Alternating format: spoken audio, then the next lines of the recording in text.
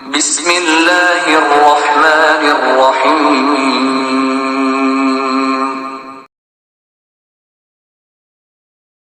آپ نے ملا نصر الدین کا نام تو سنا ہوگا۔ یہ شخص ترکی کا ایک مسخرہ تھا۔ جس طرح ہمارے یہاں ملا دوپیازا اور شیخ چلی کے لطیفے مشہور ہیں، اسی طرح ترکی میں ملا نصر الدین کے لطیفے بڑے مزے لے لے کر بیان کیے جاتے اور سنے جاتے ہیں۔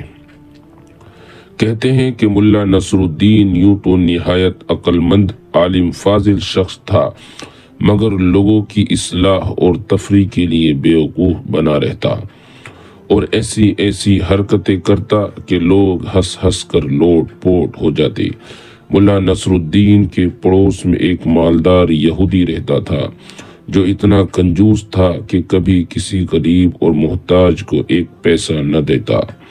ملا نے کئی مرتبہ اسے سمجھایا کہ خدا نے تمہیں دولت عطا کی ہے، اسے غریب اور مفلس لوگوں پر خرچ کیا کرو، لیکن اس نے ملا کی ایک نصیحت نہ سنی۔ آخر کار ملا نصر الدین نے اسے سزا دینے کے لیے ایک ترکیب سوچی۔ ایک روز صبح سویرے وہ نماز پڑھ کر زور زور سے دعا مانگنے لگا، یا اللہ، اگر تو مجھے 1000 اشرفیوں میں کی تھیلی بھیج دے تو میں اسے محتاجوں پر صرف کر دوں، لیکن اگر اس میں سے 1 اشرفی بھی کم ہوئی تو ہرگز قبول نہ کروں گا۔ یہودی نے یہ دعا سنی تو سوچا کہ ملا بڑا ایماندار بنتا ہے، اس کی ایمانداری آزمانی چاہیے۔ یہ سوچ کر اس نے تھیلی میں 999 اشرفیاں بھری اور عین اس وقت جب ملا نصر الدین دعا مانگ رہا تھا، اشرفیوں سے بھری تھیلی اس کے صحن میں پھینک دی۔ ملا نصر الدین نے لپک کر تھیلی اٹھا لی اور اس میں سے اشرفیاں نکال کر گننے لگا۔ کل 999 اشرفیاں تھیں۔ ملا نے خدا کا شکر ادا کیا اور کہنے لگا، یا اللہ، میں تیرا شکر گزار کہ تو نے میری دعا قبول کر لی۔ 1 اشرفی کم ہے تو کوئی بات نہیں، یہ اشرفی پھر کبھی دے دینا۔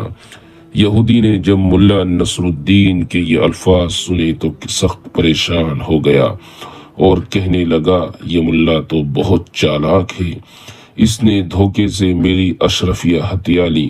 وہ بھاگا بھاگا ملا کے پاس آیا اور کہنے لگا، تم بہت بے ایمان شخص ہو، لاؤ میری اشرفیاں واپس کرو۔ تم نے تو کہا تھا کہ 1000 میں سے 1 اشرفی بھی کم ہوئی تو واپس کر دوں گا، لیکن اب تو 999 اشرفیاں قبول کرنے کے لیے تیار ہو۔ ملا نصر الدین غصے سے کہنے لگا، تم کون ہوتے ہو مجھ سے اشرفیاں مانگنے والے؟ یہ تو میرے خدا نے مجھے بھیجی ہیں، جاؤ اپنا کام کرو۔ یہودی سیدھا قاضی کی عدالت میں گیا اور ملا کے خلاف مقدمہ دائر کر دیا۔ قاضی نے یہودی کو حکم دیا کہ ملا نصر الدین کو بلا لاؤ، ابھی ہم فیصلہ کر دیں گے۔ یہودی نے ملا نصر الدین کے پاس آ کر کہا، چلو تمہیں قاضی صاحب بلاتے ہیں۔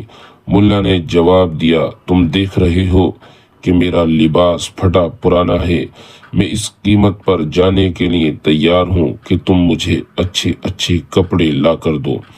یہودی نے یہ شرط بھی منظور کر لی اور صاف ستھرے کپڑے لا کر ملا نصر الدین کو دے دیے۔ ملا نصر الدین یہ پیش قیمت لباس پہن چکا تو کہنے لگا، میاں یہودی، کیا اتنا قیمتی لباس پہن کر پیدل ہی قاضی کی عدالت میں جاؤں؟ لوگ دیکھیں گے تو دل میں کیا کہیں گے؟ جاؤ اپنا گھوڑا لے کر آؤ، اس پر سوار ہو کر جاؤں گا۔ مرتا کیا نہ کرتا، یہودی نے اپنا گھوڑا بھی ملا کے حوالے کر دیا اور ملا نہایت شان و شوکت سے گھوڑے پر سوار ہو کر قاضی کی عدالت میں پہنچا۔ مقدمہ پیش ہوا۔ قاضی صاحب نے دونوں کو غور سے دیکھا۔ ملا نصر الدین کا قیمتی لباس اور سواری کا گھوڑا بھی انہوں نے دیکھا اور یہودی کا لباس بھی، اور یہ بھی محسوس کیا کہ وہ پیدل آیا ہے۔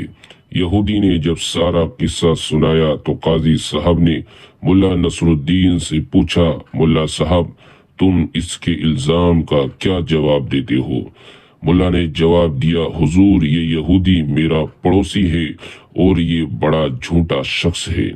ابھی تو یہ کہتا تھا کہ میں نے اس کی 999 اشرفیہ ہتھیار لی، اور کچھ دیر بعد کہے گا کہ یہ لباس جو میں پہنے ہوئے ہوں وہ بھی اس کا ہے۔ یہ سنتے ہی یہودی چلا اٹھا، ہاں جناب یہ لباس بھی میرا ہے، میں نے اسے پہننے کے لیے دیا تھا۔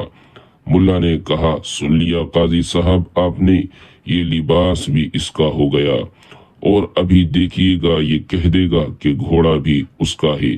یہودی غصے سے چیخ اٹھا، ہاں ہاں حضور یہ گھوڑا بھی میرا ہے، ملا نے مجھ سے سواری کے لیے مانگا تھا۔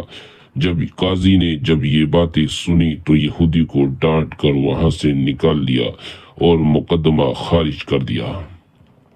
یہودی روتا پیٹتا ملا نصر الدین کے گھر پہنچا اور اس کی بڑی منت سماجت کی۔